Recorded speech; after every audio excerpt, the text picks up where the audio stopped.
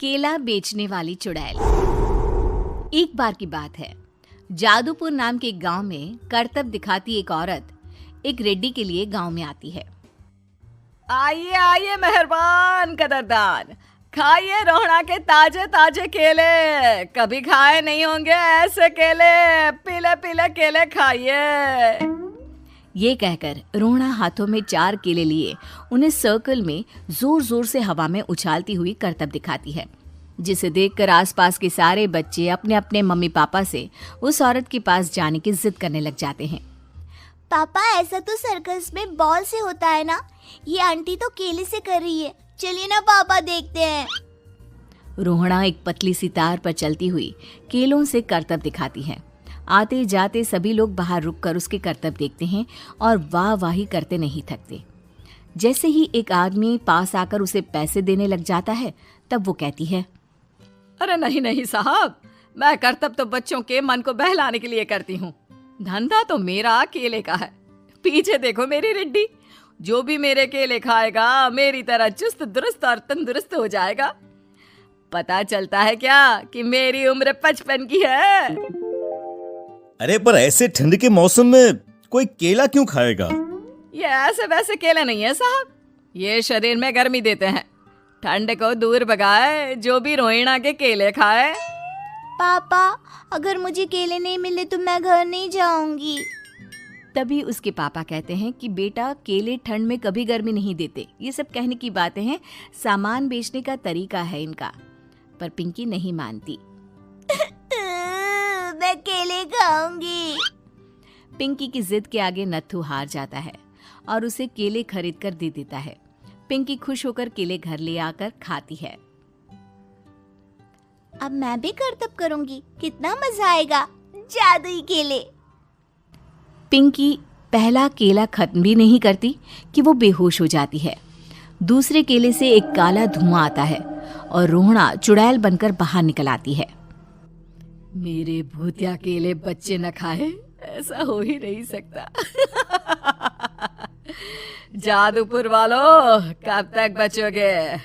आ गई हूं मैं रोहड़ा, जिसका कोई नहीं कर सकता सामना। रोहड़ा पिंकी को गोद में उठाकर काले धुएं में कहीं गायब हो जाती है। शाम के वक्त नत्थू घर लौटता है और पिंकी को घर में ना पाकर उसकी माँ से कहता है, माँ पिंकी कहाँ है? अरे बेटा, उसे तो तू सुबह करतब दिखाने ले गया था ना, फिर कहाँ वापस आए तुम दोनों? मुझे लगा तू उसे अपने साथ मंडी ले गया होगा। हे भगवान, मेरी बच्ची कहाँ गई? मैं उसे घर ही तो छोड़कर गया था माँ। नत्थू गांव के घर कोने में अपनी बेटी को ढूंढता है, पर उसे वो कहीं नहीं मिलती। परेशान होकर आखिर रो रो कर नत्थू हिम्मत हार कर घर लौट आता है। अगली सुबह रोहड़ा फिर से करतब दिखाने आती है और इस बार पिंकी की तरह रोनी केले खरीद लेता है। 50 रुपए दिए थे पापा ने, सारे पैसों की मैंने केले खरीद लिए हैं। अब मैं भी आंटी की तरह ही करतबबाज बन जाऊंगा। यही सोचते हुए रोनी केले खाता है और पहला अकेला केला आधा खत्म भी नहीं करता कि चुड़ैल उसके सामने आ जाती है।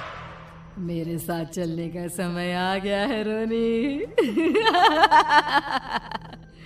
ये तो बस शुरुआत है। अब इस गांव के सारे बच्चे धीरे धीरे मेरे कब्जे में होंगे, एक बच्चा भी नहीं बचेगा। ये कहकर रोना रोनी को गोद में लेकर काले धुएं में अदृश्य हो जाती है। इसके बाद हर रोज गांव में से कोई ना कोई बच्चा गायब होता, पर ऐसा क्यों हो रहा है किसी को भी समझ में नहीं आ पा रहा था। रोज की तरह अपनी बेटी पिंकी की तलाश में नत्थू गांव के एक तालाब के पास बैठा रो रहा था। कहाँ गई मेरी पिंकी?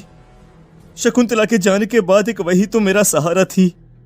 अरे उसकी आत्मा कोस रही होगी मुझे कि मैं अपनी बच्ची को संभाल भी नहीं पाया। नत्थू ये कहता हुआ रो ही रहा था कि तभी तालाब में से उसे शकुंतला की आवाज सुनाई देती है। कहाँ थी तुम शकुंतला? हमारी बच्ची और सारे गायब हुए बच्चे रोहड़ा के कब्जे में हैं। वो बच्चों को जो केले देती है उससे बच्चे बेहोश हो जाते हैं और उसके कब्जे में आ जाते हैं और वो उन्हें ले जाकर काली दुनिया में ले जाती है। पर वो ऐसा क्यों कर रही है? ये मैं नहीं जानती, पर उस दुनिया का रास्ता मैं आपको बता सकती हूँ। जहां ये नदी खत्म होती है वहां एक केले का पेड़ है, उसके नीचे एक दरवाजा है, वहीं से रास्ता जाता है उस दुनिया का। ये कहकर शकुंतला की आत्मा गायब हो जाती है।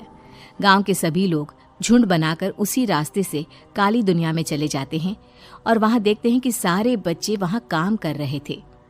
पापा मुझे ले चलो यहाँ से। पापा पापा। सभी बच्चे अपने मम्मी पापा से लिपट जाते हैं। तो तुम लोग यहाँ तक आ गए?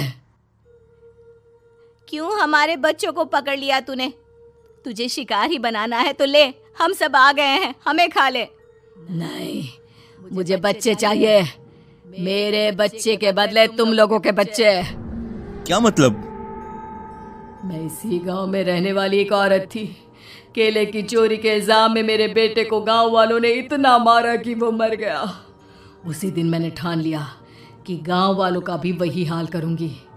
कुछ दिन बाद बेटे के चले जाने के दुख में मैं भी मर गई और मेरी भटकती आत्मा एक चुड़ैल बन गई। और फिर मैंने बदला लिया तुम सबके बच्चे छीनकर। बर्दाश्त नहीं कर पाए ना? सोचो मुझ पर क्या बीती होगी।